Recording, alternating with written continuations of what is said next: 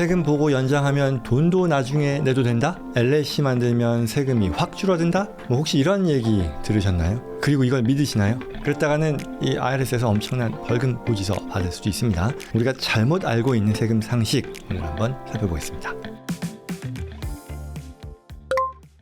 오늘 다룰 내용은요, 위험한 미국 세금에 대한 오해와 진실입니다. 이게 저도 세법을 하면서 여러 인터넷 또는 유튜브 영상들을 보다 보면요, 잘못 떠도는 여러 정보들 있어요. 일명 뭐 카더라까지는 아니어도 그런 잘못된 정보들 때문에 문제가 되는 경우들을 접하게 됩니다. 굳이 말하자면 25년 세법 변화 굉장히 많았죠. 이 OBBA 액트라던가 이런 것들로 인해 특히 더 신경 써야 될 텐데, 오늘은 가장 흔하지만 또 위험할 수 있는 이런 오해 4가지 한번 확인해 보겠습니다. 자, 첫 번째는요, 이게 지금 시기는 이 시기가 아니다 보니 마음 놓고 있을 수도 있겠지만, 이 세금신고 연장이요, 연장 신청은 납부의 연장이 아니다 입니다. 이게 어떻게 보면 가장 많은 분들이 오해하시는 건데요, 우리 보통 개인소득세 신고가 4월 15일이잖아요 4월 15일에 연장 신청을 하면 10월까지 시간을 벌었다라고 안심하죠. 근데 이게 맞긴 맞는데 절반이에요. 뭐냐면 제출에 대한 기한이 연장된 거죠. 하지만 세금을 납부하는 기한은요, 여전히 4월 15일입니다. 그래서 만약 이때까지 연장 신청을 하더라도 이때 4월 15일까지 세금을 안 내면 어떻게 될까요? 그 다음날부터 연체 이자하고 벌금이 붙게 됩니다. 벌금은요, 기본적으로는 매달 0.5%씩 늘어나서요, 최대 25%까지도 불어날 수 있는 거죠. 현재 IRS 이자율이 연 7%가 넘으니까요, 이게 IRS가 어떻게 보면 은행보다도 더 무서운 채권자가 될 수 있다는 사실을 잊으면 안 되겠습니다. 자, 두 번째는요, LLC에 대한 오해인데요, 이게 만능 절세 도구가 아니다 입니다. LLC만 만들면 세금이 줄어든다 라고 오해하는 경우가 있는데요, 이게 왜 그런지는 잘 모르겠어요. 마법처럼 세금이 깎인다라고 하죠. 그렇지 않습니다. LLC는요, 상법상의 어떤 별도의 리걸 엔티티로서 말하자면 어떤 소송이 있다거나 했을 때 나의 자산, 내 재산을 LLC, 법인에 투자한 데까지만 리스크에 노출을 시키지 그 밖의 다른 재산들을 보호해주는 그런 도구로서 어떤 법적인 방패로서의 의미가 있지, 그 자체로 세율을 낮춰주는 도구는 아닙니다.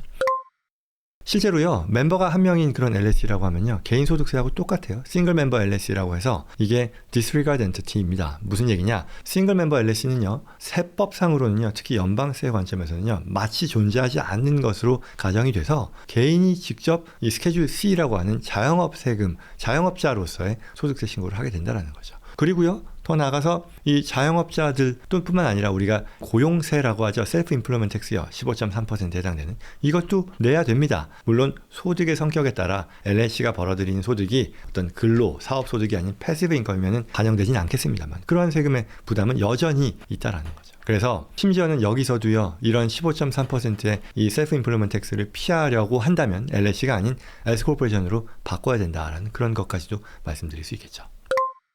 자, 세 번째는 이제 코인에 대한 얘기인데요, 현금화하지 않더라도 세금 냅니다. 이게 현금으로 안 뽑고 코인으로만 갖고 있으면 세금이 없다? 부과되는 어떤 그 양도소득세가 발생하지 않는다? 이거 아닙니다. 예를 들어 같은 코인이어도, 물론 같은 코인을 계속 갖고 있을 때는 아닙니다만, 다른 코인으로 바꿨을 때 비트코인을 이더리움으로 바꾼다거나 또는 어떤 코인으로 물건을 사는데 결제했다라고 하면 IRS는 기본적으로 세법상 이 시점에 이익이 실현된 것으로 본다라는 거죠. 즉 이건 이러한 어떤 이벤트가 발생했을 때 매도한 것과 똑같이 취급해서 그때 실현된 이익이 있다면 그에 대한 세금을 부과한다라는 그런 뜻이죠.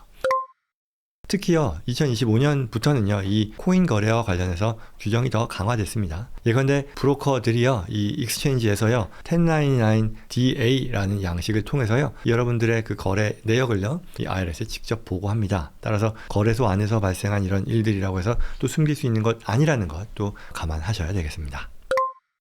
자, 네 번째는요, 해외에 살아도 미국 세금 피할 수 없다입니다. 해외 거주하는 미국 사람들이요, 나는 예를 들어 한국에 사니까 미국 세금 안 내도 되지? 이런 생각을 하시는 분들이 여전히 계신 것 같습니다. 답은 전혀 그렇지 않다입니다. 미국은 전 세계 어디에 살든 시민권자, 영주권자와 같은 미국의 세법상 거주자들에게는요, 세금을 부과합니다. 한국에서 번 월급, 이자 소득 모두 미국에 보고해야 된다는 거죠.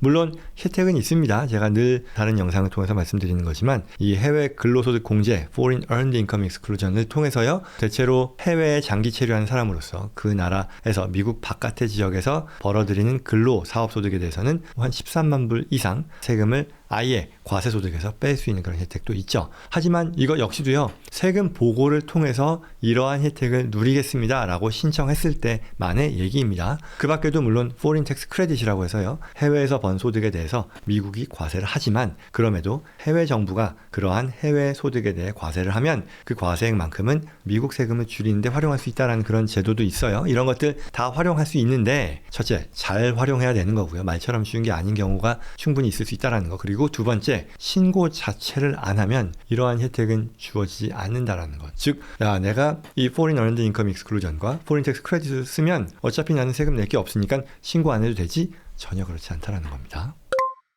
네, 여기까지였습니다. 세금에는 이런 카더라는 통하지 않는다라는 건데요. 잘못된 상식에 휘둘려서는 안 되고요. 정확한 규정을 알아야 되겠다입니다.